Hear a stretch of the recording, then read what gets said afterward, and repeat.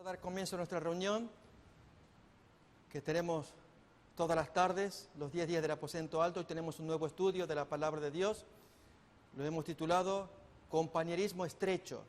Las citas escogidas son muy bonitas, las reflexiones, y por supuesto vamos a leer a continuación la cita que solemos hacer todas las noches, de Hechos de los Apóstoles, aquella porción relativa a los 10 días que los discípulos pasaron juntos, orando, los textos bíblicos y más citas del Espíritu de profecía.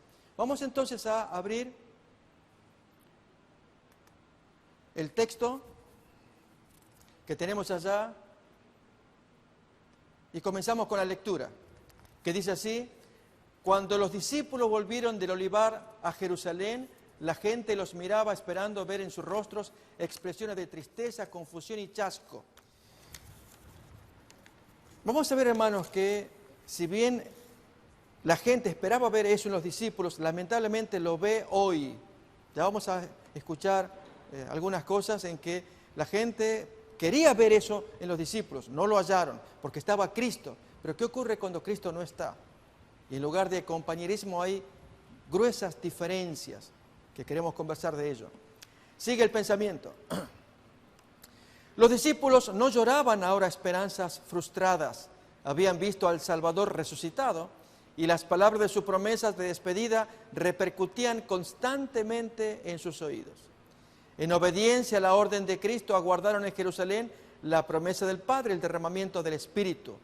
No aguardaron ociosos. El relato dice que estaban de continuo en el templo, alabando y bendiciendo a Dios. También se reunieron para presentar sus pedidos al Padre en el nombre de Jesús. Sabían que tenían un representante en el cielo, un abogado ante el trono de Dios.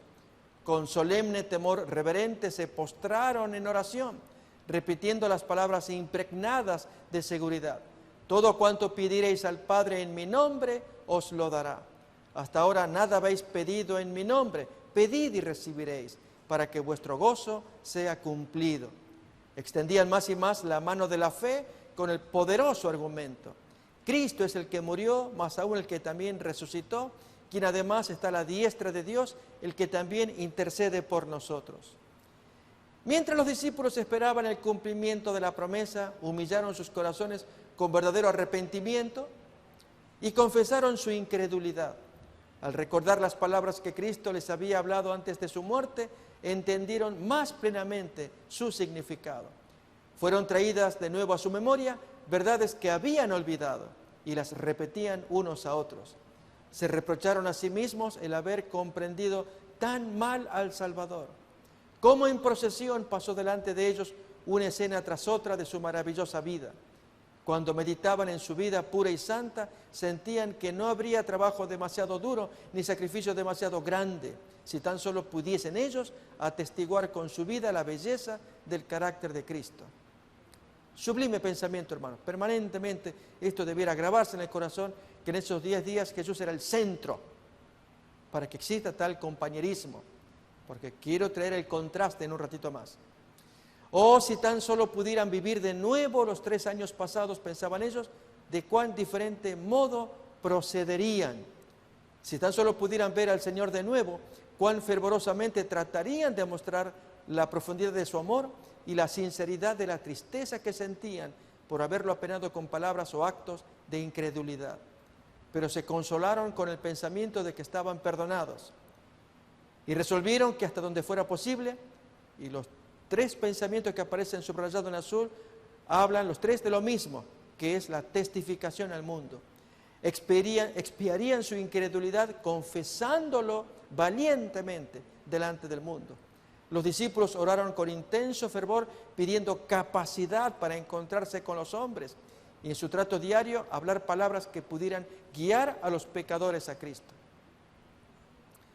Poniendo aparte toda diferencia, todo deseo de supremacía, que fue el tema de ayer, que titulamos Rendición Absoluta, tomando el ejemplo de Jesús, cómo se rindió en el Getsemaní.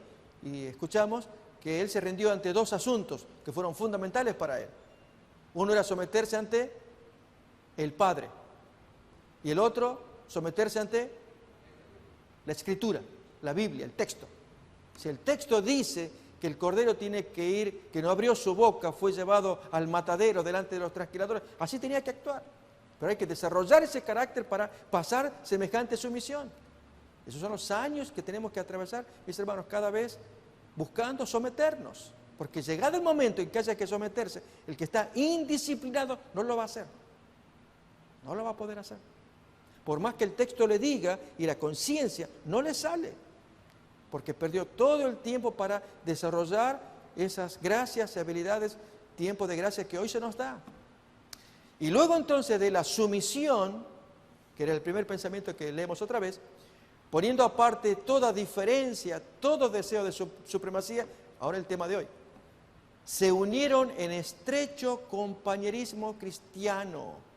Se acercaron más y más a Dios y al hacer esto comprendieron cuán grande privilegio habían tenido el poder asociarse tan estrechamente con Cristo. Y solamente un pensamiento más. La tristeza llenó sus corazones al pensar en cuántas veces le habían apenado por su tardo entendimiento y su incomprensión de las lecciones que para el bien de ellos estaban él procurando enseñarles. Y miramos a continuación allí el ruego, o los distintos temas que hemos mirado: ruego definido, fe con argumento, genuino arrepentimiento, confesión específica, anoche rendición absoluta, hoy compañerismo estrecho. Mis hermanos, siendo tan distintos unos de otros, para Dios es muy importante, sumamente importante. No hay tal cosa como que podamos trabajar en forma separada un miembro de otro. Como este argumento tan torpe, que si alguien lo pensó alguna vez, que el pastor llama a dos hermanas al orden, estaban muy enemistadas. Hermanas, no podemos seguir así. Ustedes cómo se tratan la una a la otra. Pastor, es que ella hasta que no cambie, yo. Y la otra lo mismo, es siempre el mismo argumento. Pero pastor, no se preocupe, el cielo es tan grande que ella va a estar por aquel lado, yo voy a estar por el otro y nos vamos a llevar. No hay problema. No, no es así. A veces la mente humana nos hace pensar de esa manera. Pues leamos los textos que nos ayuden a ver que tenemos que estar muy unidos, compañerismo muy estrecho. Primero, el primer texto es San Juan capítulo 17.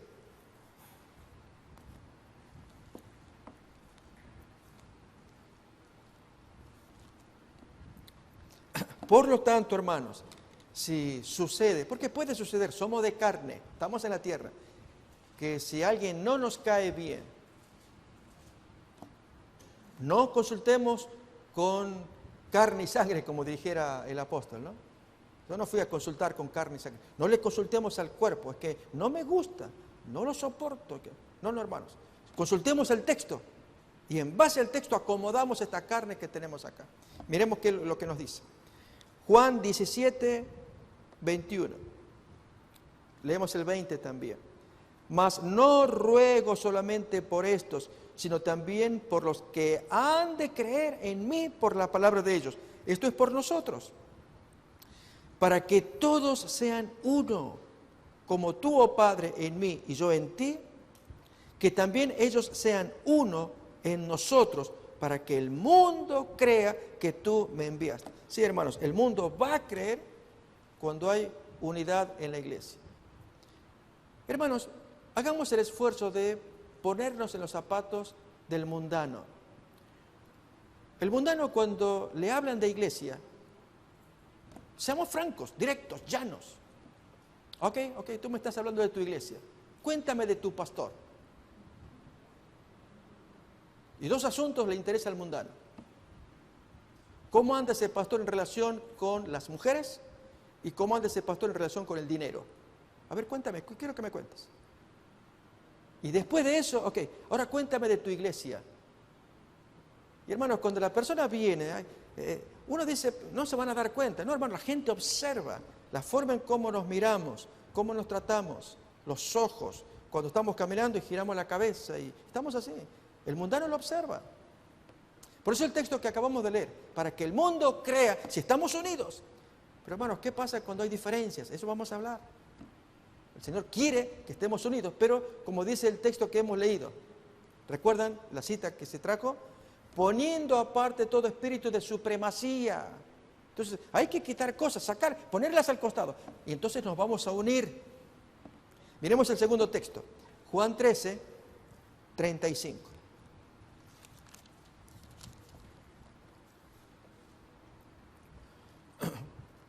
En esto conocerán todos que sois mis discípulos, si tuviereis amor los unos con los otros.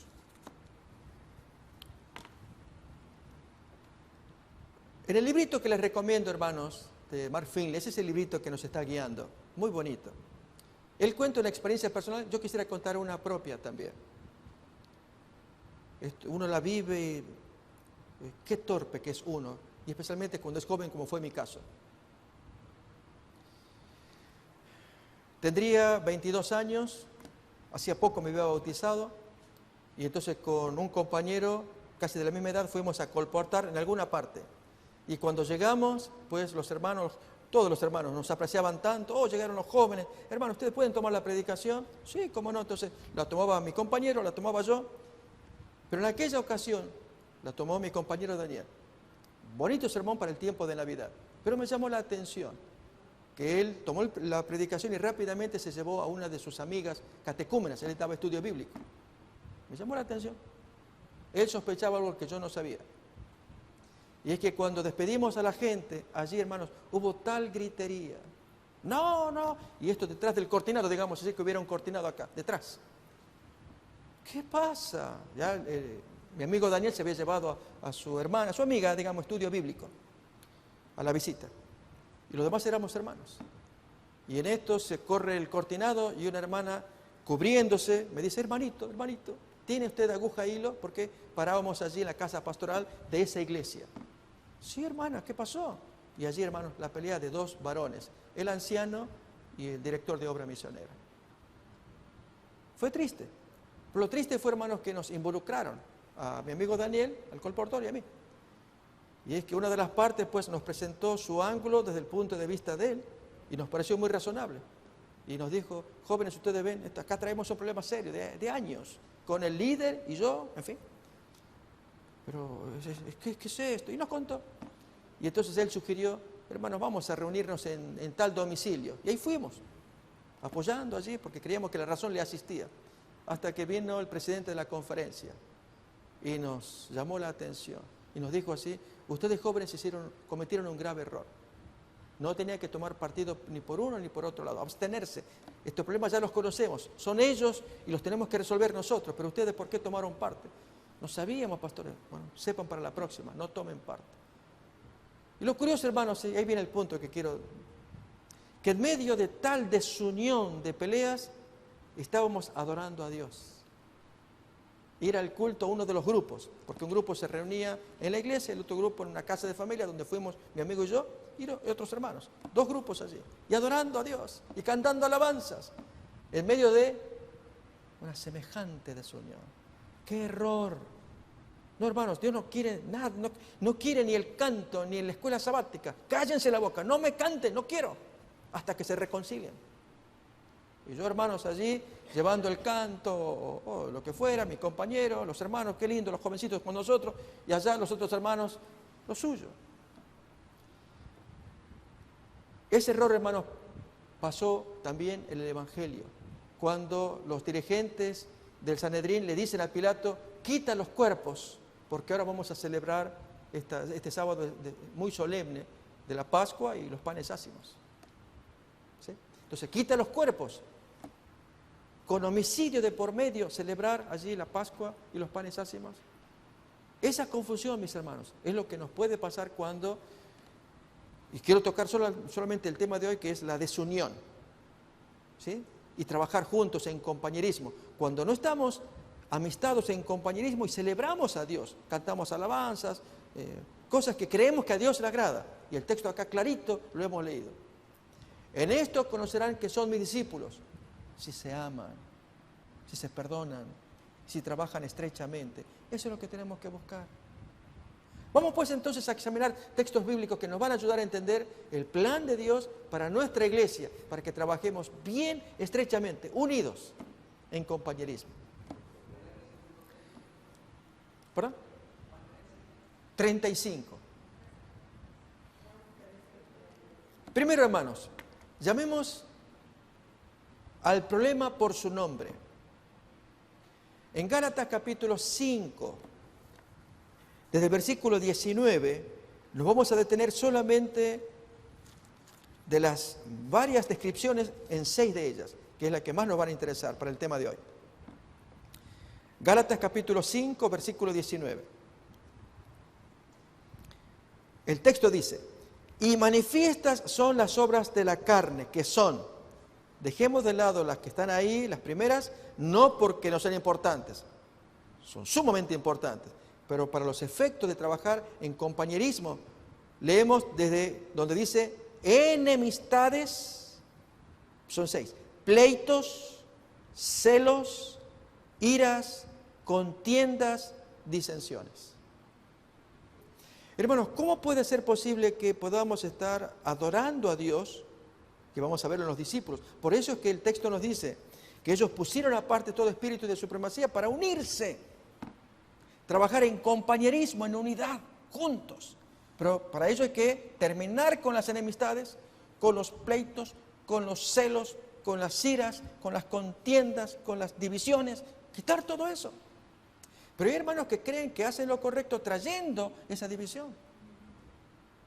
Y en la forma en cómo lo plantean, que en lugar de someter la obra de la carne, como dice el texto, más bien saca a luz. Y miremos cómo termina esa porción. 21, casi al final. Y cosas semejantes a estas, acerca de las cuales os amonesto, como ya os lo he dicho antes, que los que practican tales cosas no heredarán el reino de Dios. ¿Cuáles cosas, mis hermanos, otra vez? Las enemistades, los pleitos, los celos, las iras, las contiendas, las disensiones o divisiones. Quien lleva esto no puede heredar el reino de Dios. Se nos tiene que quedar bien grabado.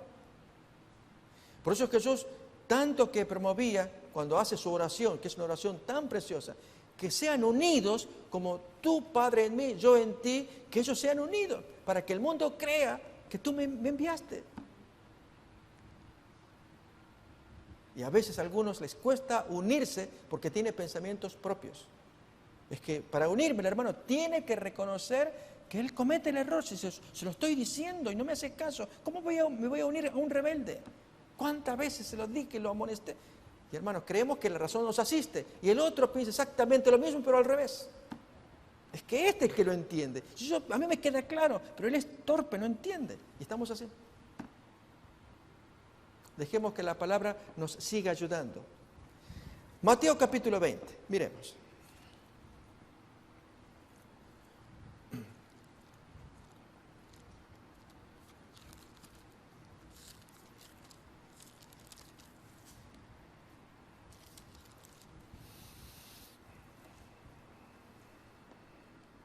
¿Cómo se puede trabajar en compañerismo si aparecen cosas extrañas como estas? Mateo 20, versículo 20. Entonces se le acercó la madre de los hijos de Zebedeo con sus hijos y postrándose ante él, pidiéndole algo. Le dice, ¿qué quieres?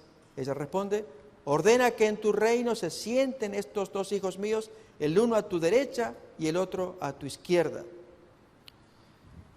Versículo 24, saltamos los que están allí en el medio. Cuando los 10 oyeron esto, se enojaron contra los 2 hermanos. ¿Por qué, hermanos? ¿Cómo lo podríamos definir? Usando el texto de Gálatas capítulo 5. Salieron las obras de la carne. Eso ofende. Y cuando sale, pues, en lugar de pensar en el grupo, piensan en ellos que quieren ser jefes. La respuesta o la pregunta, hermanos, importante ahora es, ¿cómo Jesús lo solucionó? Miremos cómo dice a continuación. Otra vez el 24. Cuando los 10 oyeron esto, se enojaron contra los 2 hermanos. Entonces Jesús, llamándolos, fíjense, hermanos, los llama a todos. O sea, lo que sigue ya lo conocemos. El hecho de Jesús de no llamar aparte a Santiago y a su hermano, o a la madre aparte, y decirles, a ver, discúlpenme que tengo una conferencia privada, vengan acá ustedes. Ustedes saben lo que está. No hizo Jesús así. O que estos se exaltaron. Ok, Ya los atiendo a ustedes, aguarden, ya les contesto mejor. Ok, hablo con ustedes 10. Tampoco hizo eso, hermano. Los llamó a todos, porque tenemos que estar unidos, y los corrigió. En el reino del mundo se procede así, conmigo no. Hermanos, siempre recordemos esto, el reino del Señor es de otra naturaleza, es distinto. Por lo tanto, no puede haber acá esas cosas carnales típicas de asociaciones mundanas. Y cuando hay discusiones por aspectos mundanos, carnales, si Jesús acá está diciendo que los llama y hace la comparación, en el mundo se hace así, pero aquí, en mi grupo no se hace así. Esta es la primera lección que tenemos que aprender para poder someter nuestras cosas carnales y que entonces aparezca el estrecho compañerismo, según la cita que estábamos leyendo recién. Mis hermanos, para que haya derramamiento, hay algo que le precede, se llama unidad. Dios no puede enviar su lluvia tardía, que es la que todos queremos, si no hay una fervorosa unidad. Y unidad significa, hermanos, someternos a lo que el Señor nos enseña. Por ejemplo, con respecto a los dones espirituales. Unidad es que yo me someto y me dejo guiar por el Señor para hacer dentro de la unidad del cuerpo el don que Dios me haya dado para hacer. Y lo pongo al servicio y que Dios me guíe. ¿Qué es lo que tengo que hacer? Si estamos de esa manera unidos, ahí sí Dios puede mandar su lluvia tardía. Es uno de los requisitos. Vamos a buscarlo. Hechos capítulo 1, versículo 14.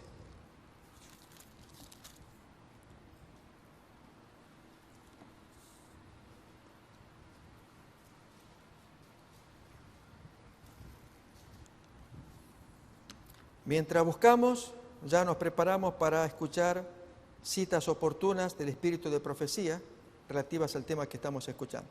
Hechos 1:14. Todos estos perseveraban unánimes, unidos, de un solo ánimo significa unánimes, en oración, con las mujeres y con María, la madre de Jesús, y con sus hermanos. Voy a leer, hermanos, del Espíritu de la Profecía, Consejos para la Iglesia, en la página 176. En un momento más se pone en la pantalla, pero prestemos atención, las frases escogidas allí por el Espíritu Santo a través de nuestra profetisa. Notemos que el Espíritu fue derramado después que los discípulos hubieron llegado a la unidad perfecta. Hermanos, hasta el cansancio, pelear por unidad. Quiero decirles que hace unas horas atrás alguien me envió un video acerca de alguna agrupación cristiana controversial, no adventista. Y exmiembros que denuncian a esta agrupación llamada cristiana tiene graves problemas. Y en España. Entonces allí aparecen gente que se siente burlada. Yo di el dinero, di el tiempo, di de todo y ahora descubro en sus libros originales que dijeron una cosa, pero pregunto, porque hoy la doctrina es diferente, a los líderes, y los líderes me dijeron que no ande preguntando, que esos libros ya no sabe cómo los consiguió, que eso ya no se edita más, tienen que desaparecer, porque ahora tenemos los libros. Sí, pero eran originales, era el planteo que se hacía. Lo cierto, hermanos, que dos casos allí tuvieron que salir de esa organización y se sintieron tan chasqueados. Y yo pienso, hermanos, en mi grupo que tenemos acá en Alhambra, todos los que estamos aquí, con tanto cariño, con tanto amor, con tanto sacrificio, entregarnos en todo sentido, tiempo, dinero, sacrificio, todo. Pero llega a haber una levadura de desunión, se malogra. Por eso, hermanos, tenemos que estar todos muy atentos a lo que vamos a leer ahora, para que todo esfuerzo que este hace, este otro y buscamos una unidad perfecta, para que entonces venga el Espíritu Santo. Otra vez la cita. Notemos que el Espíritu fue derramado después que los discípulos hubieron llegado a la unidad perfecta, cuando ya no contendían por el puesto más elevado. Eran unánimes, habían desechado todas las diferencias. ¿Hay alguno que siente que quiere ser líder? Acordémonos de la palabra de Jesús. Líderes hay afuera, aquí hay siervos. El que quiera ser líder sea el primero en servir. Hermanos, servir. ¿Qué hay que hacer? Dime qué tengo que hacer. No, nómbrame como líder, yo voy a dar las instrucciones. Y tú muévete para allá y tú muévete, y tú haz lo más rápido. Eso en el mundo, hermanos. Acá no. Habían desechado todas las diferencias.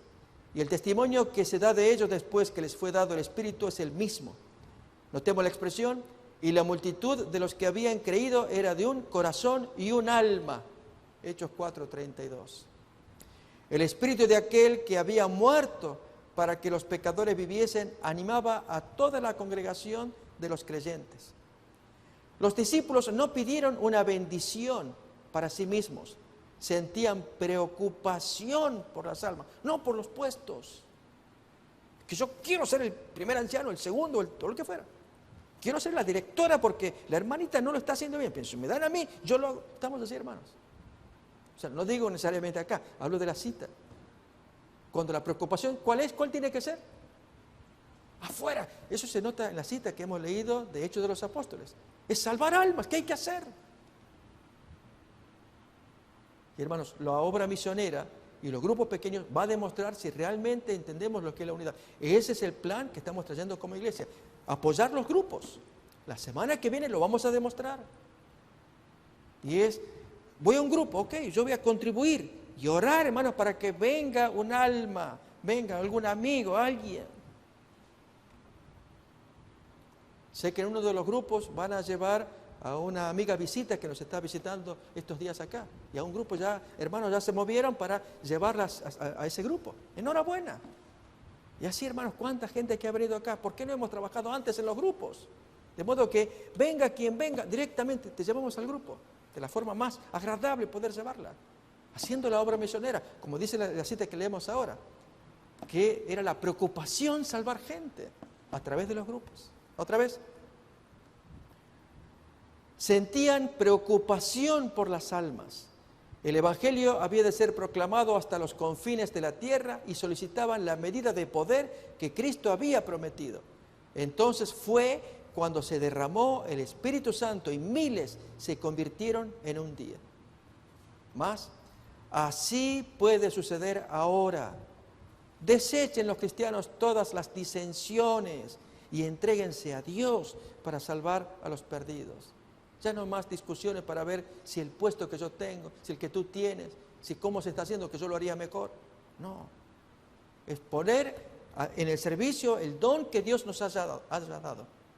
Para que entonces, usando el don, si este es el don de dar como maestro una lección, el don de la generosidad que está poniendo allí su casa como anfitrión o anfitriona, el don de la ayuda, voy a colaborar, dime qué tengo que hacer. En fin, cada uno con sus dones.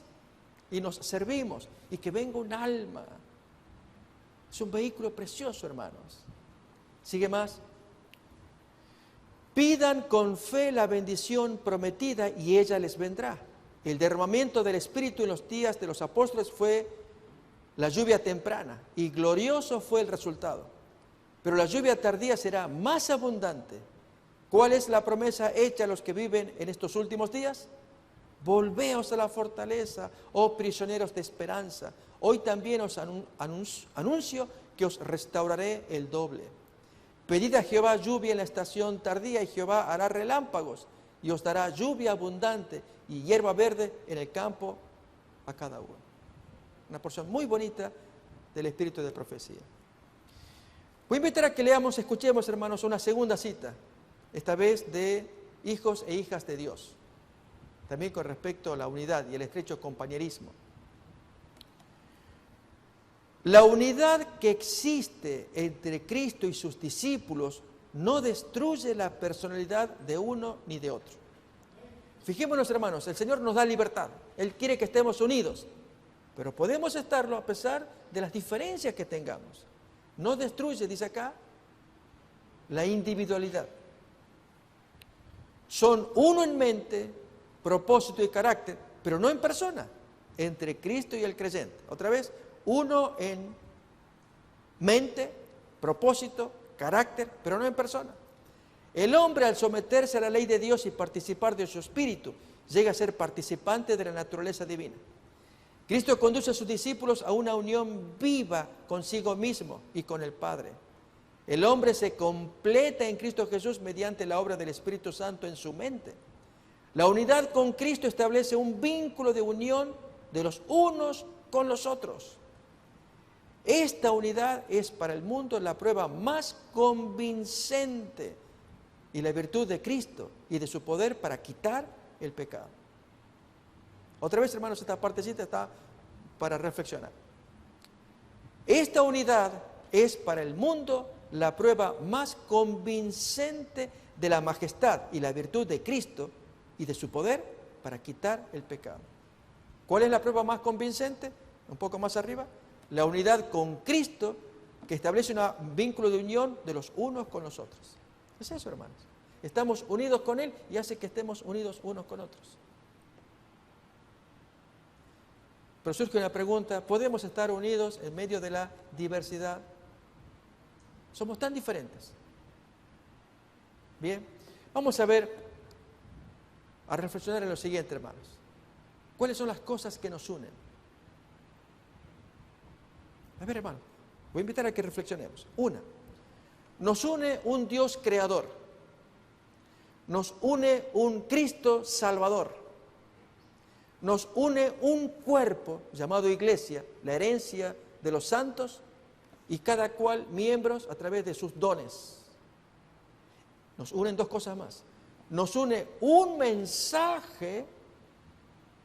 Hermanos, al pensar en mensaje, pensamos en las 28 creencias, un mensaje directo y una misión. ¿Qué misión?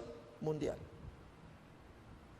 Por lo tanto, que tengamos diversidades, que esto lo va a hacer mediante como maestro o doctor o alguna otra profesión o habilidades, pero saber que estamos unidos con un Dios que es el que nos creó, con un Cristo que nos redimió, con un cuerpo al cual pertenecemos, y allí vehiculizamos cada uno los dones que tenemos, con un mensaje que nos distingue y con una misión global, planetaria.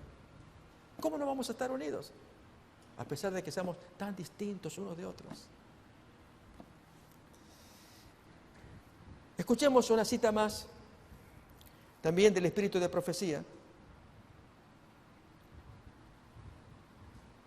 sobre la unidad en medio de la diversidad. Hechos de los Apóstoles. En estos primeros discípulos había notable diversidad. Habían de ser los maestros del mundo y representaban muy variados tipos de carácter. A ver, hermanos, analicemos los caracteres de los discípulos cuando estaban con el maestro. ¿Nos acordamos de algunos?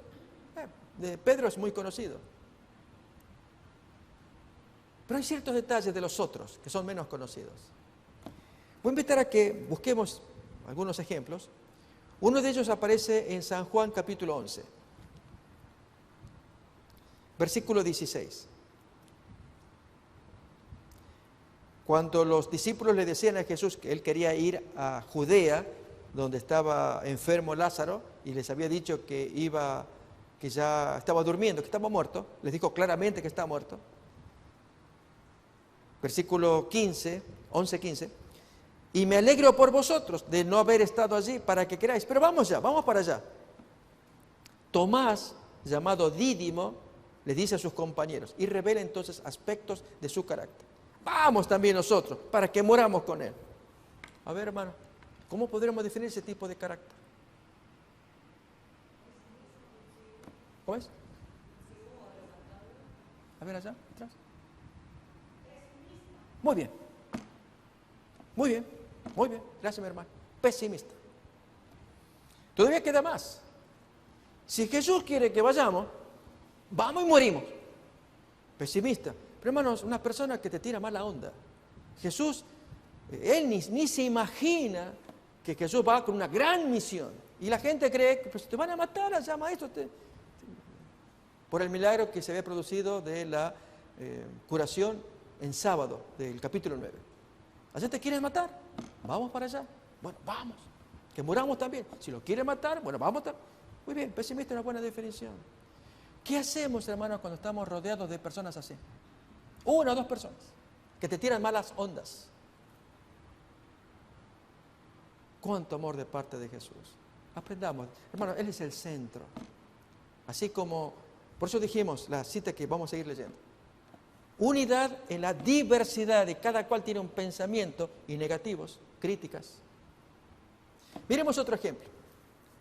Juan capítulo 6.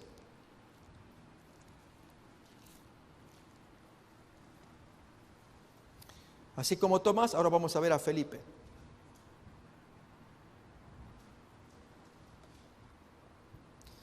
Juan 6, versículo 5 en adelante. Cuando alzó Jesús los ojos y vio que había venido a él gran multitud, dijo a Felipe, ¿de dónde compraremos pan para que coman estos? Le dice a Felipe. Pero esto decía para probarlo porque él sabía lo que había que hacer. Felipe entonces le dice, 200 denarios de pan no bastarían para que cada uno de ellos tomase un poco. ¿Qué está revelando Felipe acá con esto? Y apliquémoslo después a la iglesia. ¿Qué revelaba Felipe con esto? Hermanos, no tenía visión, no la veía. Jesús lo está probando. Hoy, Felipe, mira la cantidad de gente que hay. ¿Cómo hacemos? ¿Cómo hacemos para darle de comer? Hermanos, si estaba el proveedor al lado, le estaba haciendo la prueba a propósito, sabía él que lo que había que hacer. Y él lo miró como lo ve cualquier persona carnal, sin visión, falta de fe. Y hermanos, nos puede pasar a nosotros. Gracias a Dios, fuimos llevados acá a nuestro líder, todos unidos, hermanos, para tener la visión que hoy estamos disfrutando. Pero queda más todavía, más. Se habló, hermanos, de que este mensaje se difunda en todos los idiomas. Y estamos detrás de eso. Y más, acá en Estados Unidos, y más todavía. De modo entonces que si el maestro nos hiciera preguntas, no lo viéramos, ¿cómo hacemos? ¿Cómo hacemos? Y lo vemos así, como Felipe. Falta de visión. ¿Sí? Incredulidad. Y así, hermanos, si meditáramos en cada uno de los discípulos, cada uno era diverso, tan distinto uno de otro. Pero leamos la cita que nos trae el espíritu de profecía. Habían de ser los maestros del mundo y representaban muy variados tipos de carácter, a fin de realizar con éxito la obra a la cual habían sido llamados. Estos hombres de diferentes características naturales y hábitos de vida necesitaban unirse en sentimiento, en pensamiento y en acción. Hermanos, al reflexionar en esos tres aspectos, en sentimiento, sentir al unísono, en pensamiento, verlo igual, y luego actuar. Tres características que aquí nos pone el espíritu de profecía de la necesaria unión que debían tener estos discípulos para poder impactar. Otra vez, ¿unirse en qué? En sentimiento, luego en pensamiento y luego acción, actuar. Cristo se propuso conseguir esta unidad. Con ese fin trató de unirlos con Él. Ese era el centro de la unidad, era Él. La mayor preocupación de su trabajo en favor de ellos se expresa en la oración que dirigió a su Padre, para que todos sean una cosa, como tú, oh Padre, en mí, yo en ti, que también ellos sean en nosotros una cosa, y que el mundo conozca que tú me enviaste y que los has amado también como a mí me has amado. Su constante oración por ellos era que pudiesen ser santificados por la verdad, y oraba con seguridad sabiendo que un decreto todopoderoso había sido dado antes que el mundo fuese. ¿Qué decreto fue? Que se había hecho un pacto eterno, hermanos. Voy a invitar a que busquemos ese decreto en Hebreos capítulo 13. Ya se había dado el decreto. Ya lo había firmado el Padre y el Hijo. Hebreos 13. Versículo 20.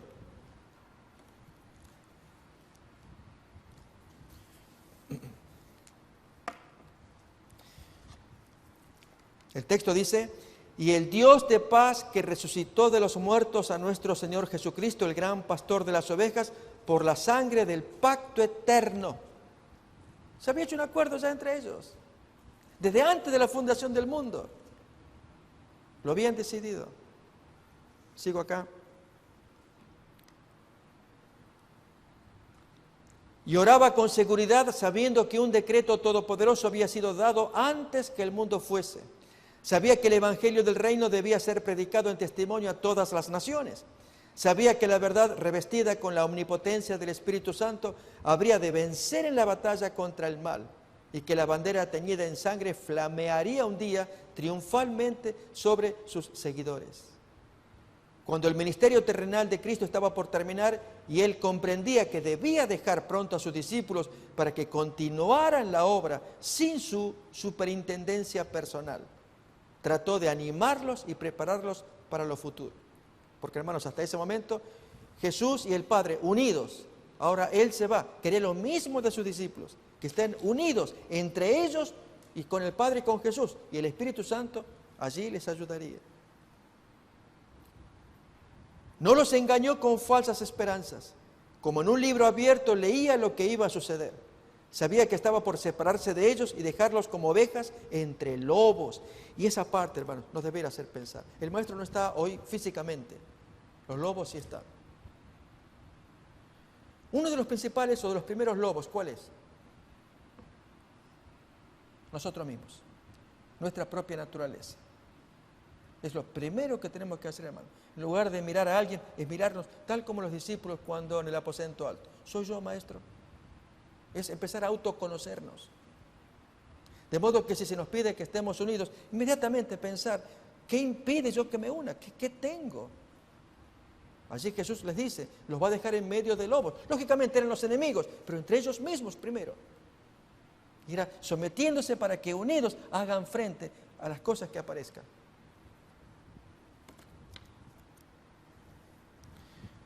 Sabía Jesús que iban a sufrir persecución, que iban a ser expulsados de las sinagogas y encarcelados. Sabía que por testificar de él como el Mesías, algunos de ellos serían muertos y les dijo algo de esto. Al hablarles del futuro de ellos, lo hacía en forma clara y definida para que en sus pruebas venideras pudieran recordar sus palabras y ser fortalecidos creyendo en él como el Redentor. Vamos, mis hermanos, a repasar así rápidamente la gran oración de Jesús para que estemos unidos. ¿Cuál es? Juan 17. Abramos pues. Juan 17.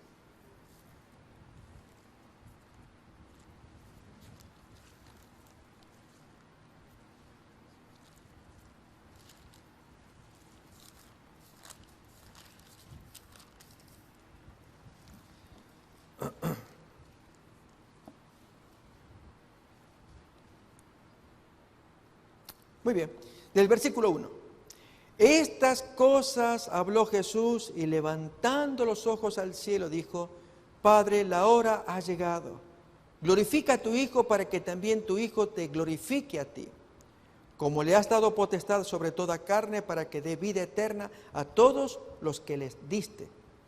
Y esta es la vida eterna, que te conozcan a ti, el único Dios verdadero, y a Jesucristo, a quien has enviado. Yo te he glorificado en la tierra, he acabado la obra que me diste que hiciese. Ahora pues, Padre, glorifícame tú al lado tuyo con aquella gloria que tuve contigo antes que el mundo fuese. He manifestado tu nombre a los hombres que del mundo me diste. Tuyos eran y me los diste y han guardado tu palabra. Ahora han conocido que todas las cosas que me has dado proceden de ti. Porque las palabras que me diste les he dado y ellos las recibieron. Y han conocido verdaderamente que salí de ti. Y han creído que tú me enviaste. Yo ruego por ellos, no solamente por el mundo, o no ruego por el mundo, sino por los que me diste, porque tuyos son. Y todo lo mío es tuyo y todo lo tuyo es mío. Y he sido glorificado en ellos. Ya no estoy en el mundo, mas estos están en el mundo y yo voy a ti. Padre Santo, a los que me has dado, guárdalos en tu nombre, para que sean uno, así como nosotros. Mis hermanos, ¿cómo Dios puede guardarnos en su nombre?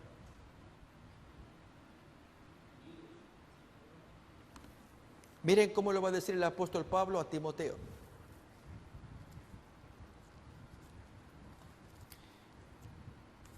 Que aquel que invoca el nombre de Dios para que Dios lo proteja, tiene cierta condición. Segunda carta de Pablo a Timoteo, capítulo 2, miremos. Versículo 19.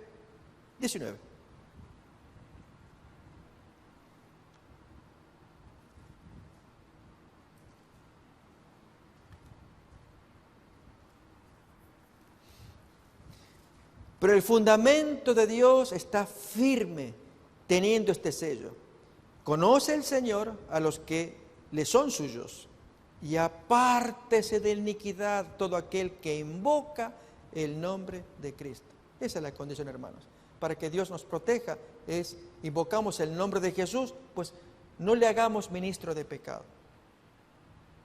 Apartémonos. Y si hay alguno que se siente tentado, haga más que oración. Pida ayuda, para que así Jesús sea ministro de un remanente y no de aquellos que están esperando la aprobación de Dios como Balaam, por pecados acariciados. Quisiera invitarles, hermanos, a que nos gocemos a continuación con una descripción que nos da el espíritu de profecía, de una lectura del movimiento de reforma final, en el que vamos a estar todos, pero con esta condición de poner nuestras diferencias, unirnos en compañerismo para que llegue el cumplimiento de esa profecía. Recuerden que anoche aprendimos este concepto de parte de Jesús, y es que Jesús se sometió al Padre y a la Escritura. Eso lo dice allí en Mateo 26.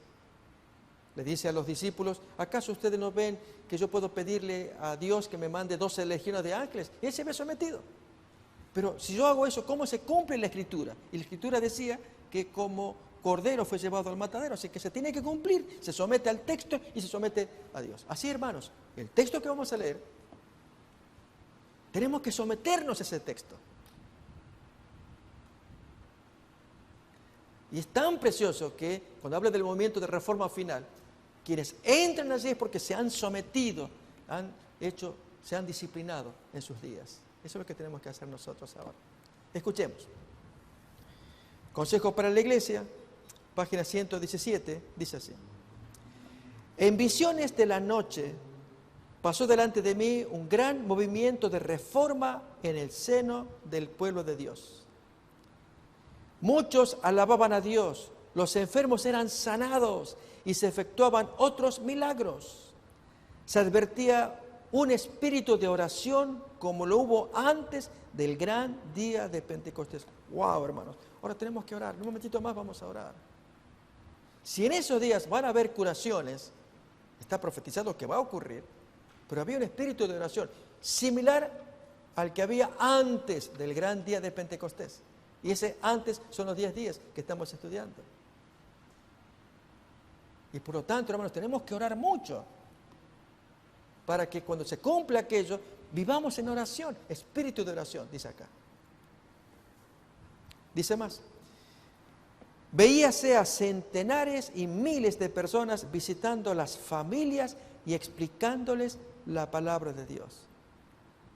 Hoy por hoy, hermanos, ¿cómo nos cuesta salir a repartir un volante, andar por la calle, tocar una puerta? Y acá dice lo contrario. Veíase a centenares y miles de personas visitando a las familias y explicándoles la palabra de Dios. Los corazones eran convencidos por el poder del Espíritu Santo y se manifestaba un espíritu de sincera conversión. En todas partes las puertas se abrían de par en par para la proclamación de la verdad. El mundo parecía iluminado por la influencia divina. Los verdaderos y sinceros hijos de Dios recibían grandes bendiciones. Oí las alabanzas y las acciones de gracias. Parecía una reforma análoga a la del año 1844. Dios desea dar a su pueblo el refrigerio del Espíritu Santo, bautizándolo nuevamente en su amor. La falta de poder espiritual no tiene razón de ser en la iglesia. Después de la ascensión de Cristo, el Espíritu Santo bajó sobre los discípulos que esperaban, oraban, creían, con una plenitud y poder que llenó todos los corazones. En lo porvenir, toda la tierra debe ser iluminada con la gloria de Dios. Esa es una profecía que está ¿en qué parte del texto? Apocalipsis 18, 1. que bajó un ángel cuya gloria iluminó toda la tierra. Lo que creemos el derramamiento del segundo Pentecostés, la lluvia tardía. Los que habrán sido santificados por la verdad ejercerán sobre el mundo una santa influencia. Una atmósfera de gracia rodeará el mundo. El Espíritu Santo obrará en los corazones tomando las cosas de Dios y revelándolas a los hombres. El Señor está dispuesto a hacer una obra en favor de los que creen verdaderamente en Él.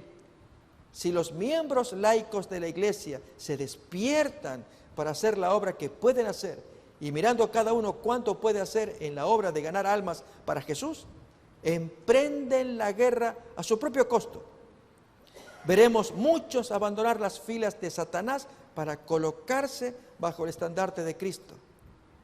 Si nuestro pueblo decide actuar de acuerdo con la luz dada en estas pocas palabras de instrucción de Juan capítulo 15, versículo 8, texto que leemos también acá a continuación, que dice: en esto es glorificado mi Padre, en que llevéis mucho fruto y seáis así mis discípulos. Veremos, por cierto, la salvación de Dios. Se producirán revivamientos admirables, se convertirán pecadores y muchas almas serán añadidas a la iglesia. Cuando pongamos nuestro corazón en unidad con Cristo y nuestra vida en armonía con su obra, el Espíritu que descendió sobre los discípulos en el Pentecostés descenderá sobre nosotros también.